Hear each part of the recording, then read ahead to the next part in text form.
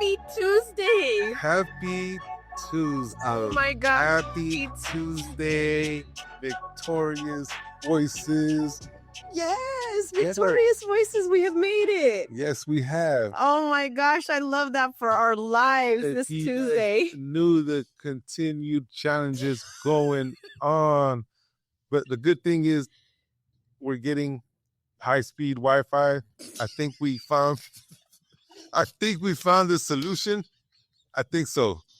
And I just keep on telling myself this because positive affirmations that this is going to happen, that we are going to get Wi-Fi. Throw it out there, please, so we can bring it back and we can get that. Because let me tell you, the challenges have been insane. They have. Insane. So thank you so much for joining us. This is Victorious Voices. My name is Niki Martinez. My pronouns are she, her, we, and it is an honor and a privilege to be able to be here today with you all. What's your name? My name is Arthur Soriano. My pronouns are he, him, his, and I'm ecstatic to just be present here today, sharing voices that are victorious. I love that. Yes. That's beautiful. So, we're going to have an amazing, amazing conversation today. It's just about parent leadership. And me and Boss were able to connect this morning and have a little bit of insights. I want to start out as always with a quote. And I think this really it hit me in a different way. And I thought about it and I ruminated on it. And it's so valuable considering the work that we're doing, being a part of the solution for the community right now and the things that we're depositing into our youth. And, I'm not a parent. So, I start looking at things a little bit differently, but I would think what would my younger self need deposited into me? What would little Niki want, And so I started researching quotes and stuff. And one of the things that stood out to me, it says, some of the most important things you can communicate to a child are that feelings are okay. Mistakes are flexible, and there's nothing they could do that would push you away or make you love them less. Behavior is not perfect. It is communication. Embrace the imperfect and show children they are worth holding close to your heart, no matter what. And I just thought that was so beautiful. And the thing that stood out to me was that behavior is not perfect. It's communication, right? That's so powerful. Mm-hmm. Like I happen to be a parent. I have a parent. I have a total of 4 kids. And that's something that we're currently working on, our communication.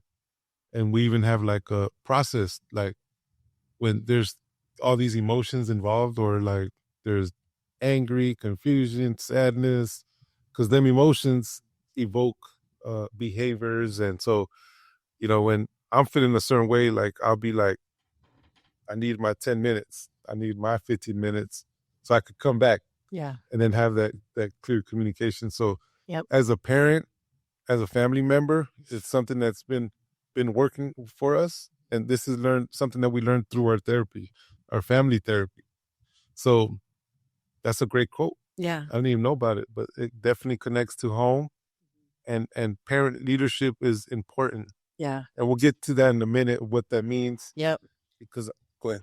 Yeah, I would just want to give a quick shout out. So, thinking about all of the parents out there and sending love, but what is today? International Women's Day.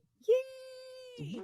So we definitely want to acknowledge all the queens out there that are just thriving despite the challenges that they face. To all my siblings at Sister Warriors Freedom Coalition, hats off, hands up, definitely. One of the women that we would like to acknowledge here today is Layla Aziz from Pillars of the Community, powerful, mighty, mighty, mighty queen here in San Diego County who does amazing work. And then also, too, acknowledging our women ambassadors that are part of our Transforming Trauma campaign who have been, just phenomenal in helping us do everything in our power to help heal and heal our communities and give back to the community in such an amazing way. So Dana Brown, Marisol, Leticia, Lydia, thank you all so much for being the amazing women that you are in the faces for our Transforming Trauma campaign and being an ambassador and getting the word out of value, of healing. And we appreciate you greatly here. And Dana Brown, happy birthday. Today's your birthday. Today's your birthday. Celebrate, we We had the celebrate your life birthday. here. Yes. Yes. Love that. For being an amazing voice in the community and holding organizations accountable on trauma-informed practices and systemic racism. Mhm. So definitely we admire you and have a great day. Enjoy it, and peace and blessings to your life. And know that you are very valued and very much appreciated. So, I do the trainings with our co-trainers, with our youth co-trainers, and we play a video. And one of the things that Dana says just always, just touches my heart and my soul. And it's like, that's somebody's child, that's somebody's son. And it shows the prison yard, and with men out there on the yard, and it's just like, God, it's so true. We all belong to somebody. We're all from somewhere, and we are all valuable human beings despite what it is that we've gone through, and despite the lies that we chose to believe about ourselves growing up, So that just kind of really resonates with me. Every time I hear her speak, it hits me a little bit different. Yeah. And look, we're still going through challenging times. I feel that like parents are being affected in different ways, different narratives, different situations, different circumstances. I go into George Bailey and I visit individuals that have been charged with murders, attempted murders, violence, gang enhancements. I'm an individual that is there for that individual on why factors, right? Like why contributing factors happen in individuals' lives and they're in the predicament and situations. On the organization side, we also do everything in our power to bring the proper resources for our youth, individuals, and families. Yesterday, it hit me like I walk in, like there's no visits going on at George Bailey. So I come in to visit two individuals, and one was the older one, which was an adult. The first thing he tells me, man, are you a police? Right? Are you a policeman? Because I don't talk to police. He flexed up on you, huh? And he all handcuffed, right? And I'm like, look, check this out, man. I'm not the police. And you could tell he had a like anger in him. Like he was sad, he was depressed, and that's what was venting out. Within 30, 40 minutes, we were crying together, sharing resources. So, because just craving that attention. Yeah. And by the way, he was a parent, right? And so him being in this situation and this circumstance, like, that's all he talked about. Like, man, I want to be out there for my kid. I want to be able to be the best dad that I could be. And how do I do that? And how can I make that happen? How did you do it? And, at the end of the day, he's there for a situation, circumstance, trial coming up. So that's an example of a absent dad being present, not being present for their kids' lives. A lot of Latino, African American cultures, dads are not present. They're not present. And then systems come in and also, put individuals in that positions. Of course, accountability, what did that individual do to be in that situation? But we're just talking about realities. Yeah, realities of these parents. Like, we're working in middle schools, right? And right now, it seems like the middle schools, the era is going back to when we were in middle school at Wilson Middle School, right? Like, just there's this sense of belonging that the kids want, and they're finding it in That they're desperate for. They're desperate for it. Like it's disheartening. It's like they are desperate for it. And I always, even inside, it's like you realize that when you start functioning from a place of desperation, it's limitless what it is that you'd be willing to do to fill that void within yourself, and that's where they're at right now, unfortunately, is they are desperate for attention. They are desperate for love. They are desperate for validation and acceptance, and they're desperate for it, and it shows. It shows in the things that they're going to belong to, right? For that need that they need. So we're boots on the ground, doing everything in our power to help that population. And I had a conversation with someone, and I was just identifying like, because I look at certain gangs as families, right? They were grown in specific communities together. They went to school together. They're family members. They're connecting. They help support each other, build each other up. They're there for one another. And, the gang activity that was happening back in the days in the, late 80s and early 90s, it's different from what's happening right now with our kids in middle school. There's like a lot of taggers. There's a lot of taggers, not actually gang members. And in particular here in City Heights, there's all these different little cliques, right? Little cliques. And they're reaching out to these little cliques for that sense of healing, friendship, culture. And so they're going through their processes, and we're always talking about why the law enforcement's talking about why violence and Prop 47 and no, like, let's keep in mind the realities here. COVID-19 like flared the trauma locally, California, nationally, international.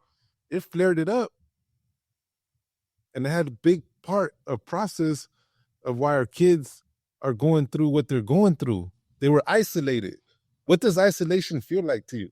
Oh my God. I instantly I get triggered and start thinking about segregated housing unit. Isolation feels like I'm boxed up, not just mentally, but not just physically, but mentally and spiritually. It's like there's a ceiling for everything, and it creates a lot of trauma. Unfortunately, it does. It creates even more trauma. It creates more trauma. Yeah. And we're talking about the youth going through this, but now who's being affected? The homes, the families, the parents, right? Mm-hmm. The opportunity to be able to be in Clark and do enrollment and sit down with the parents, and they'll go in there and just sign up for the program for their kids, and within 30 seconds they're breaking down crying.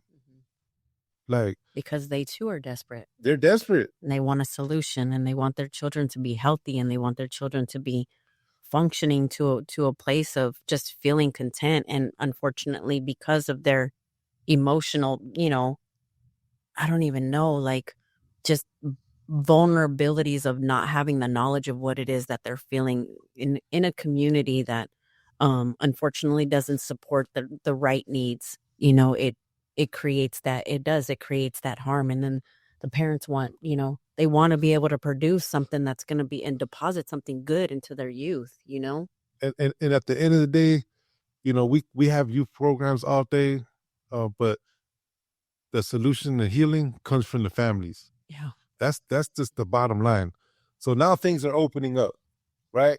We're talking about maybe April in the schools, mask mandates that go away. Things are opening up. There's life, there's community. We want to be engaged. So we want to bring that back, right? And that's sticking true to our grassroots, to Relta Park, being in the parks, but now bringing it into the schools. And, we're planning a Cinco de Mayo event with the parents, that they could come together and, they could be the ones to lead the way. My wife and I, we do parent workshops. We facilitate the Parents on a Mission curriculum. I just want to talk really briefly about what it is. We talk about not losing our loyalty to our kids, right? And what that means is losing our loyalty means friends, influences, media, music, whatever it comes in that way where your child doesn't see you as that authority figure, then there's a problem. Then we're losing that loyalty. And that happens during the age of 12, 13, 14. That's when teens are most rebellious. But most important, it's the personal development of a parent. Mm-hmm. At the end of the day, the best resource that we could do as parents is work on ourselves. True that. Work on ourselves, because by working on ourselves, we're going to be able to role model to our kids, in hopes that role modeling, they'll get some of that. Yeah. And they're going to use their careers. They're going to see that, like my dad, my mom, they did this and that. That was a good thing. But they make their decisions when they grow older. And sometimes it doesn't turn out the way we plan and, the way we help support. But by being a parent leader in your community, in your household, is the best thing that you could do as a parent.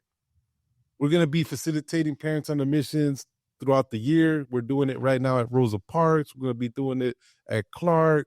We're going to be doing it for our adult reentry population, our community mentors program, BSCC. Mm-hmm. So we believe in families and the what they're going through and their processes. So, and Niki and I, we went to the same middle school together, and we always have conversations on how, like, wow, like everything that we did to our mamas, right? Man. Everything, like the chasing us, the running away, the like sleepless nights, that's a lot of trauma that we've brought. But now they're excited, right? Yeah. How's your mom feel about you right now? She's definitely excited. She's definitely proud, and she lets me know all the time that, she's very proud of the woman that I am today, very proud of the choices that I've made, in the way that I've been able to make amends and, come home and do what I'm doing. That's excellent. Yeah. Yeah, that's excellent. And so what does parent leadership look like to you? It's the same thing that you just discussed right now. I start thinking about, because we work with people that are formerly incarcerated, all of our system impacted individuals, right? And when we started talking about parents and leadership last night, I started thinking the root of it, because you want to go back to the root of it. And then I think of all of our people that are being susceptible to, thinking about the mother and fathers that are trying to parent from incarceration, right? Behind a wall, through a phone, through a glass window, and what that looks like. And then I think about our parents, right, that had to come and travel all them different hours, journeys to go visit us while we were incarcerated and provided us support and prayer and, offerings of just love and having our back, when I think about it, it's like, there's so much guilt, there's so much resentments, there's so many different things that culminate, a person into being who they are. But when it comes to parent leadership, it is exactly what you talked about. It's about taking a look and doing that personal inventory, a direct reflection of ourselves so that we don't throw up what it is that we've gone through, so that we don't harm our youth from our own personal experiences, so we don't force our own beliefs and trauma onto the youth, and being mindful of that, right? And being willing to do something different. Because when we look at ourselves and we start thinking about what it is that we're experiencing, and if it doesn't sit and resonate with us at 100% to where it feels good, right? If we're functioning from a place of 40% of feeling good and 60% of that you're depositing onto a child, right? That's all negativity. So I feel like parent leadership is definitely taking that personal inventory, being able to function from a place of compassion and looking at, your children, your child, or the children that you're working with or the youth that you're working with, and understanding that these are valuable human beings that deserve to be loved, respected, and regarded and heard.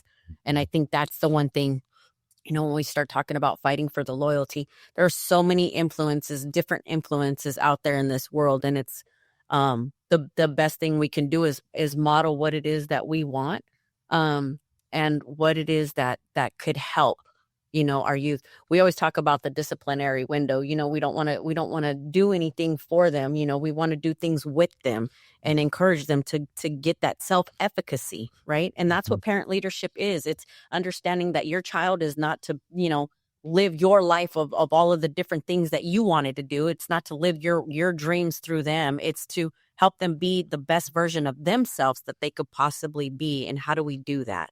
And breaking the that cycle of generational trauma. Right. Yeah, that's the parents, like my mom's trauma, growing up in poverty stricken countries, hungry, not being able to eat. To this day, she chews on her bone, right? Because when she was a kid, the family of 10 didn't have enough meat. So they would chew on the bone, the marrow inside the bone, lick it. She does that to this day. And as a kid, I used to see her do that. I didn't grow up hungry, but I would see her do that. And till this day, guess what? I chomp on my bones too, and I suck the marrow, right? So that's generational trauma that's passed down to our kids. So just being mindful of that, because kids are like one of the smartest, sharpest individuals that you could think of. Like my baby Catalina, oh man, she pays attention to everything. If there's something I don't want her to see or be a part of, trust and believe, I'm gonna take it somewhere else because she's definitely gonna call me on it. You know what I'm saying? So like that's just the way it is. They're sharp. They're like sponges. They see everything. They experience everything, and so they're just the world's new to them. So I'm proud to be a parent. You know, we're talking about parent leadership, individuals that are parents. It's also the hardest job in the world, right? Because there's just all these emotions that are involved because you want the best for your kids, the stages that they go through. And so it's the most hardest job in the world, but at the same time, it's the most rewarding job in the world. So I'm grateful for being a parent. I don't know. Because I'm not a parent. So I think there's other most rewarding things in the world because I am in love with the work that we do. Like that's most rewarding for me. You know, I don't see my world ever, looking to be like, ooh. Oh yeah, yeah, and everyone's different, Yes. right? But Yes.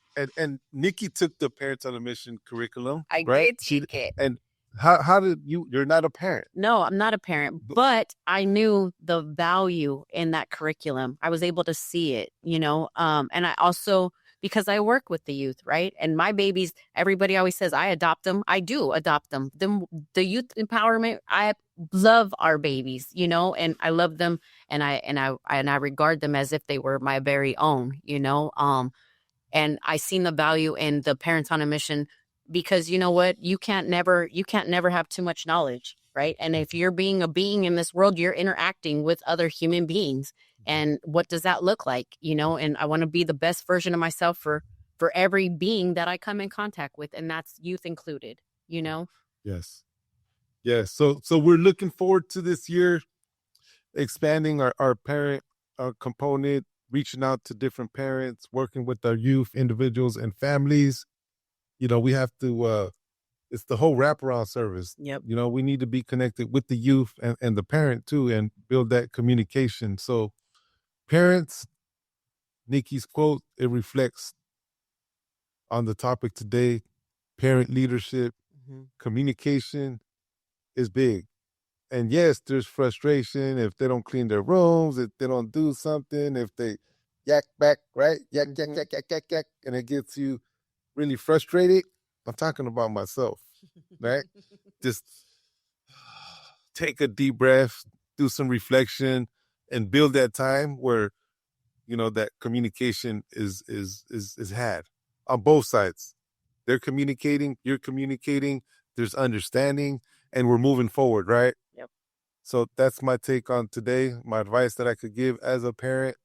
But we're definitely looking forward to this year of working with a whole lot more parents. Yeah, it's super exciting. So it's funny. So that kind of leads me to my closeout quote that I have for all of us. And it's true, youth. I think the biggest thing is understanding that the behaviors, that's them communicating in the way that they've learned and the way that they've been conditioned to receive what it is, to get a need met, right? To get a desire met is due to them behaviors. So I want to close out with this quote, and it says, when did we get the crazy idea that in order to make children do better, first we may have to make them feel worse? When did we get that crazy idea? Think of the last time that you felt humiliated or treated unfairly. Did you feel like cooperating or doing better? No, right? So what is that condition? That just creates more harm. And so just kind of being mindful of that. We can't control. And the minute we start believing that we control another human being is the minute that we start losing all of our power and we lose ourselves, right? So, just think about, the way that you've been parenting. And if things don't work out and line up, maybe the way that you're want the behavior to be corrected, then maybe it's you that needs to be doing something just a little bit different, you know. So I just want to give a shout out. We have an upcoming fundraiser on June 4th, 2020. It's our heal fundraiser, which is an amazing thing. We've been doing cartwheels all over the office about this. Planning it has been had all of us ripping all of our hair out, but look at, he has none. So you see, he ripped it all out because of this fundraiser. Just kidding. He shows up like this. But, you know, we're honoring empowerment and advocacy and leadership. That's what the HEAL stands for. We have an amazing friend and one of our TICCC ambassadors, Chef Jeff, who's an award-winning chef, New York Times bestseller, author, and highly sought-after inspirational speaker. And let me know, like, this man's words will completely alter your very existence. He'll be there celebrating with us and speaking greatness into everything it is that we do and depositing into, you know, your world, which is going to be priceless. There's no price tag on what it is that he's going to be able to deposit. So we're super excited about that. So, you know, you could check out our event.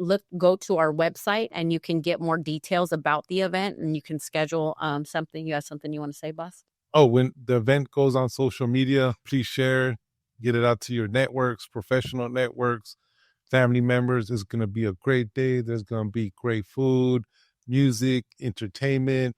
There's going to be youth there present at every table that we're going to have. So it's going to be very, very exciting. So coming soon. Yep. So follow us on social media, like all of our stuff. Make sure you share it and send it out with folks. It costs nothing to be able to share this amazing message that we're sharing, and our words. You can definitely get in contact with us and subscribe for our newsletter through our website. We would greatly appreciate that. And you all have an amazing, wonderful day. Do something good for yourselves and deposit something great into a youth's life today. Thank you so much.